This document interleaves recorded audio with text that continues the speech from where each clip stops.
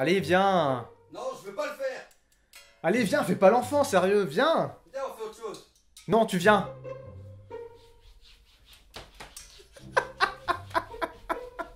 Bon, honnêtement, aujourd'hui, on n'avait pas trop d'idées pour l'intro.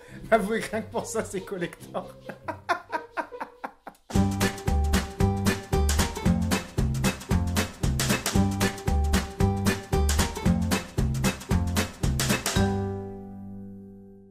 Salut les internets, c'est les squatteurs de ciné. Salut Thomas. Salut Thibaut, et cette semaine on a squatté pour vous Mademoiselle, le nouveau thriller sud-coréen érotique réalisé par le papa de Oldboy. Mais comme d'habitude, et avant d'entrer dans le vif du sujet, Thibaut va nous faire une petite présentation. C'est parti.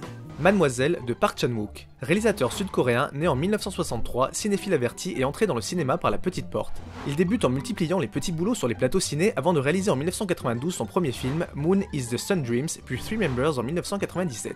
Début de carrière compliqué puisque ces deux films sont des échecs commerciaux et compromettent sérieusement le financement de son nouveau projet. Il se voit tout de même confier en 2000, après un passage au court-métrage, l'adaptation d'un thriller politique avec John Security Area. Fort d'un budget confortable et d'un succès commercial historique, le film reçoit de nombreux prix et Park Chan-wook s'impose comme un cinéaste majeur au pays du matin calme. Surfant sur ce succès, il en profite pour développer sa désormais fameuse trilogie de la vengeance avec Sympathy for Mr. Vengeance, drame violent et noir sorti en 2000, puis Oldboy en 2004, adaptation d'un manga, grand prix au Festival de Cannes et film culte instantané. Et il finit par boucler la boucle avec Lady Vengeance en 2005. Il devient ainsi le chef de file d'une nouvelle vague coréenne aux côtés de Bong Joon-ho ou Kim Ji-woon.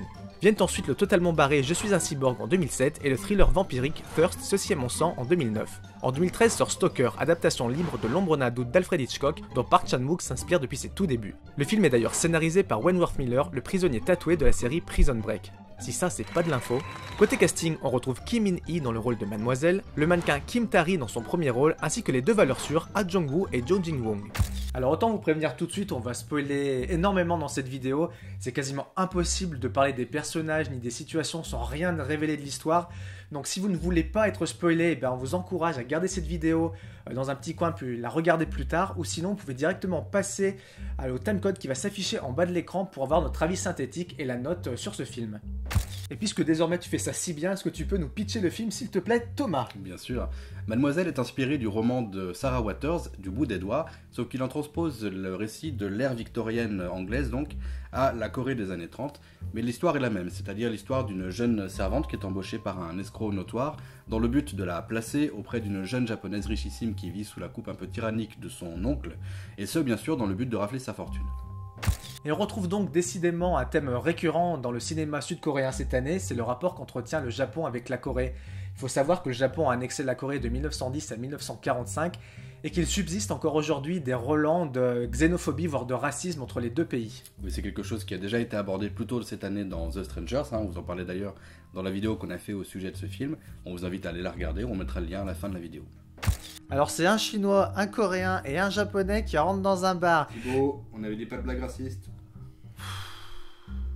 En fait, le film se divise en trois parties, qui sont d'ailleurs clairement titrées au fur et à mesure, et qui correspondent aux trois rebondissements de l'histoire.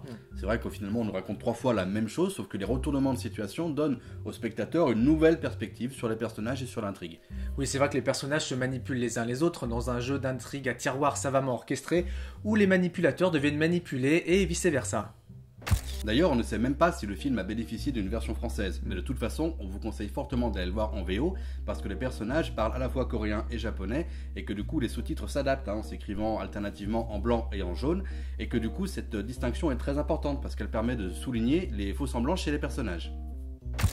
Elle est pas mal cette petite veste, non? Qu'est-ce que t'en penses? Ouais, moi je trouve qu'elle te va plutôt bien en effet. Alors par contre, c'est vrai que la structure en poupée russe n'a rien de forcément très original, ça peut même laisser un arrière-goût de déjà vu. Un des films plus ou moins récents calqué un petit peu sur cette structure narrative, ce serait peut-être Jackie Brown de Tarantino. Mais moi j'ai quand même trouvé ça assez malin pour me laisser surprendre, je me suis même fait avoir comme un bleu à la fin de la première partie. Ouais, moi aussi. C'est vrai que la redécouverte de certaines situations vues sous le point de vue d'un autre personnage et qui du coup prend une signification tout à fait différente est plutôt vraiment bien réussie. Je pense par exemple à la scène du dessin ou encore celle du baiser dans la forêt, ça marche bien. Et même si l'histoire est finalement assez simple, elle n'en est pas pour autant simpliste. Elle ne cherche pas à embrouiller inutilement le spectateur. Et même si le film part sur une base de thriller, c'est aussi avant tout une belle histoire d'amour saphique où les scènes de sexe sont plutôt explicites mais toujours sans vulgarité. Saphique mais comme la moutarde? Mais non Thomas, la moutarde ça pique et les lesbiennes saphiques. Ah oui. D'ailleurs, petit coquin que nous sommes, on s'est amusé à compter le nombre d'orgasmes présents dans le film et on vous en parle dans... L'information inutile est vérifiée. Et à peu près vérifié. Le film contient plusieurs scènes de sexe montrant notamment diverses pratiques orales et exotiques pour un total de 7 orgasmes féminins. En additionnant les diverses dépenses énergétiques avec par exemple 60 à 100 kcal pour un seul orgasme, et en tenant évidemment compte des règles de conversion empirique universelle, on arrive à une puissance de 2,21 gigawatts, soit suffisamment pour réchauffer un plat de couscous express pour une personne de chez Picard au micro-ondes. J'ai trouvé que les acteurs étaient particulièrement bons dans ce film, avec bien sûr une mention particulière pour Kim Tae-ri, qu'on découvre ici dans son premier rôle en long métrage, mais ça ne l'empêche pas de donner le change sans aucun problème à ses camarades un peu plus aguerris qu'elle. Ouais, moi aussi j'ai trouvé que d'une manière générale le casting était plutôt solide et il y avait un jeu beaucoup plus subtil que ce qui se fait habituellement dans le cinéma asiatique. Et c'est peut-être aussi dû au fait que les comédiens interprètent des personnages qui interprètent eux-mêmes des rôles. Pour moi, le cinquième personnage de cette intrigue, finalement, c'est la maison elle-même. Exactement. Parce qu'elle est construite exactement comme les autres personnages, avec sa double personnalité, une aile japonaise traditionnelle et une aile plus moderne anglaise, qui d'ailleurs peut-être la rapproche un peu du roman original. Ouais, c'est vrai ce que tu dis, exactement comme les autres personnages. Et là, sa partie secrète, je vais bien évidemment parler de la bibliothèque, qui est le lieu où se déroulent les lectures érotiques de Mademoiselle. C'est d'ailleurs intéressant de noter que dans ces scènes, on a droit à une vraie inversion des rôles. Mademoiselle, qui habituellement est plutôt soumise à son oncle et vit dans une sorte de prison dorée, et bien lors de ses lectures érotiques, elle tient à sa merci les hommes qui sont présents dans la salle au point de pouvoir les faire jouir uniquement grâce à ces textes érotiques empreints au sadisme. Esthétiquement, le film est une vraie réussite et flatteur pour la rétine, à Ouais. part peut-être certains plans d'extérieur qui sentent un petit peu trop le fond vert, mais de toute façon, presque l'intégralité du film se déroule en intérieur avec des décors et des costumes vraiment très soignés. C'est le minimum qu'on peut attendre d'un film d'époque, mais ça a le mérite de devoir être souligné. Une des deuxièmes choses qui mérite d'être soulignée, je veux bien évidemment parler de la lumière sur ce film qui est extrêmement bien maîtrisé et travaillé.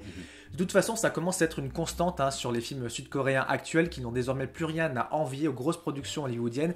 Et je trouve même que ça apporte un petit vent de fraîcheur dans la production ciné actuelle. C'est vrai, une autre chose chez eux qui apporte un peu de fraîcheur par rapport à ce qui se fait en Occident, c'est les notes d'humour qu'ils sont capables de distiller ici et là dans leurs films. C'est le cas dans Mademoiselle, alors que dans un thriller occidental, ça ferait tâche. Là, ça fonctionne. C'est un peu interloquant, mais ça fonctionne.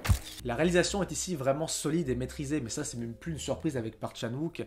Certains plans sont vraiment pensés comme des estampes, et ça, allié à des mouvements de caméra gracieux et contrôlés, eh bien on a vraiment l'impression que ces travelling sont vraiment pensés pour avoir un réel impact sur l'histoire. Oui, c'est vrai que Park Chan-wook a expliqué lui-même que ces mouvements de caméra servaient à illustrer les jeux de regard entre les personnages, par exemple pour montrer qui regarde qui ignore qui ou qui se sait observé par qui. D'ailleurs, il faut savoir que le réalisateur avait pensé son film en 3D, mais il n'a pas fait faute de budget. Dommage, ça aurait été sympa dans certaines scènes. Un autre plan qui nous a paru intéressant à tous les deux, c'est finalement le plan final du film, où les deux femmes se retrouvent dans une barque avec le personnage du comte, et où celui-ci, bien qu'il soit filmé au premier plan, le point n'est pas fait sur lui, ce qui fait qu'il se retrouve flou. Pour nous, ça illustre tout simplement le fait que pour les deux femmes, ce personnage masculin, disparaît de leurs préoccupations. Et là, on va avoir sûrement besoin de vous parce que ni l'un ni l'autre n'avons compris pourquoi l'oncle faisait enlever le comte pour le torturer. Alors peut-être qu'on est passé à travers un truc au niveau de l'histoire. Peut-être que c'est à cause de la lettre que lui a envoyée Mademoiselle. En tout cas, on n'est pas forcément très sûr. Donc si vous avez votre avis sur la question, n'hésitez pas à nous le mettre en commentaire un petit peu en dessous. Et nous, on sera ravis d'en discuter avec vous. J'ai vraiment été envoûté par ce film qui m'aura tenu en haleine du début à la fin. Pour moi, il mérite largement la note de 4 tentacules de poulpe sur 5. L'histoire extrêmement bien ficelée et passionnante est soutenue par une réalisation sans faille et des comédiens talentueux. Décidément, quand on sait que sont déjà sortis cette année Le Dernier Train pour Busan et The Strangers, on peut se dire que 2016 est vraiment un très grand cru pour le cinéma sud-coréen. Mademoiselle est sans conteste l'un des grands films de cette année 2016 et c'est pour cette raison que je lui attribue la note de 4 boules de geisha sur 5. Thriller, drame, braquage, érotisme, le film aurait pu vite sombrer dans un fourre-tout démonstratif et pompeux, mais la maîtrise formelle de Park Chan-wook, appuyée par un scénario efficace au féminisme assumé, évite ces écueils. Bref, j'ai été cueilli telle une jouvencelle un soir de noces. C'était les Squatteurs de Ciné, merci d'avoir regardé cette vidéo. Et on espère que vous l'avez apprécié autant que nous, on a apprécié le film. Et comme d'habitude, n'hésitez pas à nous mettre des petits commentaires ou à mettre des likes, des partages. Voilà, ça fait toujours plaisir, un petit pouce bleu, par où ça passe. Et puis n'oubliez pas non plus, les films c'est mieux au cinéma. Et sans popcorn, c'est toujours plus sympa. Chaud!